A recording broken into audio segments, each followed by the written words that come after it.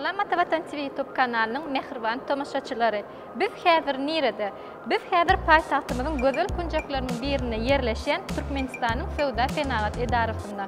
Mehriban müştaklar. Şu günü ýagny 10-njy noýabrda bu ýerde Türkmenistanyň Ministrler Kabinetining ýanynaky Ulug we Kommunikasiýalar Agentliginiň Türkmen aragatnaşyk agentligi hemde Sowda Senagat Edarasy tarapyndan bilelikde gurnalýan telearagatnaşyk, telemetriýa, habar beriş telsimatlarynyň we teleradio ýerediş enjamlarynyň Türkmentel 2022 adly 15-nji sergisi öz işini dowam edýär. Mehriban tomaşaçylarymyz, Türkmentel 2022 sergisini gyzyklandyrýan bolsa, onu biziň bilen galyň.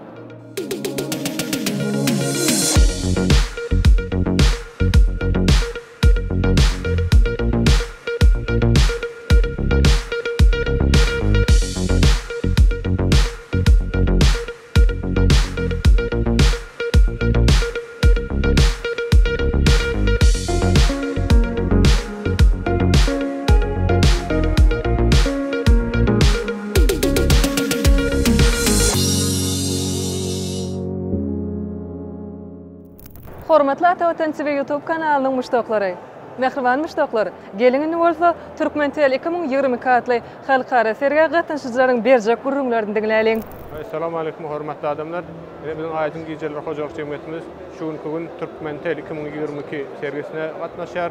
Sergiň dowamynda biziň Aýdyn Gijeler Hojalyk Jemgyýetimiz öz 2017-nji ýyldan başlap öndürip gelýän ähli önümleri barada içerki we daşarky müşterilere hödürleýär, müşterilerimizi tanışdyrýar.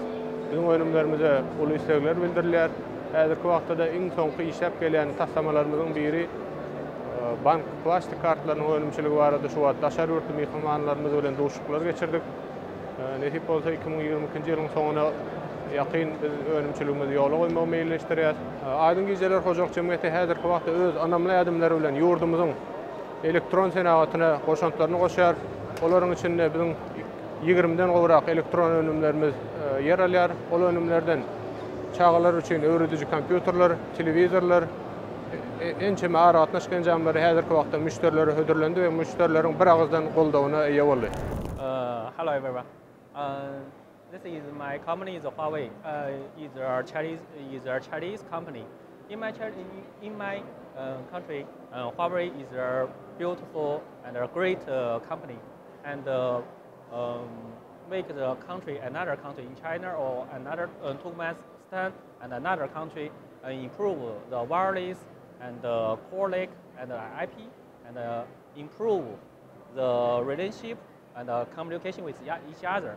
We can use the phone and the watch and another equipment and communication each other and make the communication more and faster and more easier. And you can use the video, call, and another all the part communication each other, and make our relationship more closely. Salam, men Türkmenistanyň Telekommunikasiýalar we Informatika Institutynyň mugalimi, şeýle institutymyzda hereket edýän ýaşanlar geňeşine agnaty Begenç Annaýew. Berkarar döwletiň täze ýamyň galkynçy döwrüne halkyň arkadagy zamanaty ýylyna arkadagy ferdarymyň taýyp taýlary netijesinde bir ýaşlara işlemäge, ilim bilen meşgullanmaga ägir mümkinçilikler dördülýändir. Elbetde biz hem öz gezegimizde öz ýokary hujamynyň ýaşanlar geňeşinde durly ugurlarda program üçinçilik, elektronik awtomatlaşdyrmak, üste dizaýnlar ugurlarda durly taslamalar üstüne işleýär. Şol gün ýaşanlar geňeşi bilen bilelikde ýurdumyň Sowda Senagat Edarasyna geçirilen Türkmentel 2022 adly halkara sergisine we maslahatna gatnaşýar. Bu sergide biziň taýyplarymyz soňky täze ýasan taslamalar bilen çykyş edýär. Taslamalar barada gysgaça gurrun bersek, iň meşhur bir adil taslamalaryň biri akylly öý ulgamy diýip atlandyrylýar. Häzirki wagtda ýurdumyzda hormatly prezidentimiň tagallalary bilen akylly tehnologiýalar, akylly öý ulgamlaryny hem ägir uly ünsürler şol ugurlarda uly işler alınıp barylýar.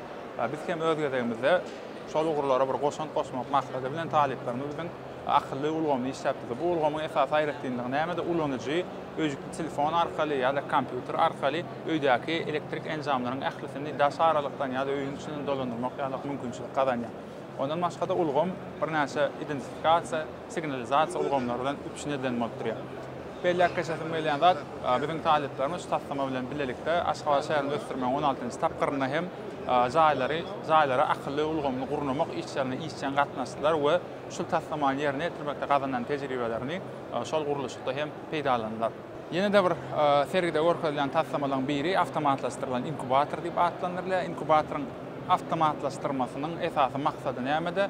Şoň içinde ýerleşdirilen ýumurtgalar üçin iň amatly bolan temperatura we çygylyk kadalaryny üçin etmek şeýle hem bellenlen tertibe görä. Ne görüşimiz ýalyk ýumurtgalary wagty-wagtyna sagada boýunça aýlap durmak bolýar. Şonluk bilen ýumurtgalar üçin iň amatly bolan şertleri ulgamyň özü döredýärde, özü ýani tertibini saklap durýar. Ýani 18-21 gün aralygyna çenni özü tertibini gözegçilikde saklaýardy. Çykym bolan döwrüne hem jüýjeler üçin amatly şertler döretmek okuyup bolup durýar. Ondan başga da bizim taleplerimiz diňe bir avtomatlaşdyrylan ulgamlar däl hem aýratyn robotlar taslama uğruna hem işler alyp barýarlar. Munyň misaly hökümde robot manipulator işçem tügeldi. Robot manipulatoryň esasy maksady fenagatda bolsun, hojalykda bolsun, diýeli agyr obýektleri bir nokatdan beýleki nokada geçirmek ýa-da şol bir işleri gaýtalap durmak ýalyk ýerlerde aýratyn ähmiýete eýe bolup durýar. Ýani bu robotyň funksiýasy nähili? Roboda belli bir hereketler öwredilýär, ýani ýerine ýetirmeli hereketleri başlangyç program üçinçilik arkaly şoň ýadyna salynýar. Soňra robot şol hereketleri durman gaýtalama okuyup bolup durýar. Munyň misaly hökümde zavod fabriklarda önümçilikde şol bir hereketler gaýtalap duran robotlar hökümde de çykyş edip bilýär. Ýok, başga da mysal üçin agyr obýektler guruluşykda bir nokatdan beýleki nokada geçirmek ýalyk işlerke ýerine ýetirmek okuyup bolup durýar. Ne ondan başga da şu sergide görkezlen taslamalarymyň biri hyýal hakykat taslamasy bolup durýar. Ýani bärde esasy bellek geçmeli zat şu hyýal hakykat ulgamyny talipler ýörüýte programma üçinçilik işläp taýýarlaýarlar. Bu programma üçinçilikde bir ýörüýte barlahana şekillendirilen bolup durýar. O barlahanada talip kompýuteryň düzüm böleklerini aýratynlykda alyp öwrenip bilýär. Ondan başga da kompýuteryň ulgamlaryň binasyny bölekleri boýunça düzüp sökmäni öwrenýär. Şunluk bilen talipler sapakda nazariýetde alýan bilimlerini tejribede hem şuňlaşdyrmak ýalyk mümkinçiligi gazanýarlar. Ondan başga da robototehnika, elektronikadan başga da taliplerimiz ýurdumyzyň durly puwdaklaryna hereket edýän edaralar üçin niýetlenen program üçinçilikleri işläp taýýarlaýarlar. Program üçinçilikden esasy maksady edara karhanalarda resminama işlerini avtomatlaşdyrmak ýa-da bolsa müşteriler hasap almak, mysal üçin registrasiýa bolmak, belleg almak ýalyk işleri programme üçinçilik arkaly avtomatlaşdyrýarlar. Bonjour, je m'appelle Martin Rivet-Sabatier, je suis le directeur de Thales pour l'Asie centrale. Je suis ravi d'être là aujourd'hui au salon de Turkmentel. C'est un grand honneur pour notre société d'être présent dans cet événement à la fois sur les sujets spatiaux et digitaux. Thales est un partenaire de l'agence spatiale depuis le lancement du satellite Turkmenelem 52E et nous nous inscrivons dans la durée et nous sommes ravis d'accompagner comme un partenaire pour ce projet spatiaux.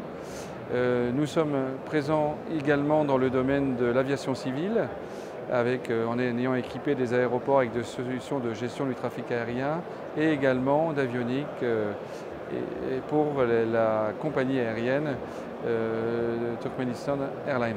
Donc c'est un grand plaisir pour nous d'être là. Ce salon nous permet d'échanger avec les différents acteurs du milieu et c'est un grand honneur de représenter cette société et de pouvoir être présent aujourd'hui, de pouvoir revenir à ce salon qui est un événement majeur pour notre société dans la région. Merci beaucoup. Forumun maksady Türkmenistanda iň täze ara gatnaşyk ferişderlerini ornaşdyrmagyny çatlaşdyrmak, şeýle hem tutuş halkary ara gatnaşyk ulgamyny döwrewaplaşdyrmak, bu budakdaky döwletleriň hyzmatdaşlygy üçin täze mümkinçilikler açmakdadyr. Добрый день. Меня зовут Дмитрий Головин. Я работаю в компании Гермес, группы Speedcast.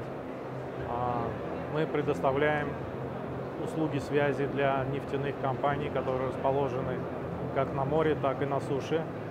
Мы предоставляем качественную связь и интернет. На территории Туркменистана наша компания работает уже более 10 лет. Мы предоставляем качественные услуги для нефтегазовых компаний. На выставке Туркмен Телеком мы уже участвуем не первый раз. Благодарим организаторов выставки за очень хорошую организацию, очень хорошие условия. Sergi ve konferensiýany birleşdirýän forum Yubiley bu ýyl 15-nji gezek geçirilen ösüş we sany geljek nukdaý nazardan telekommunikasiýalar üýtgeýän keşpi. Assalamu alaikum hormatly adamlar. Biz bugün bu sergide nesip bolsa ardan ykjam mobil goşunlusy bilen siz taňyşdyrmak isleýäris.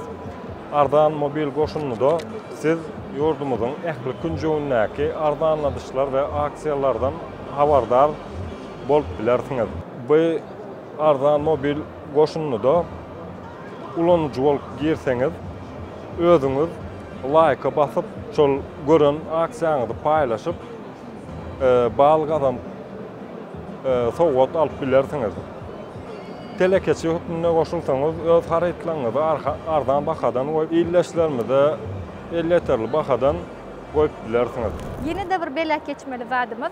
Bu konferensiýa 18 ýurduna wekilçilik edýän 30 guramanyň we kompaniýanyň ýüze golay daşary ýurt wekilleri gatnaşar.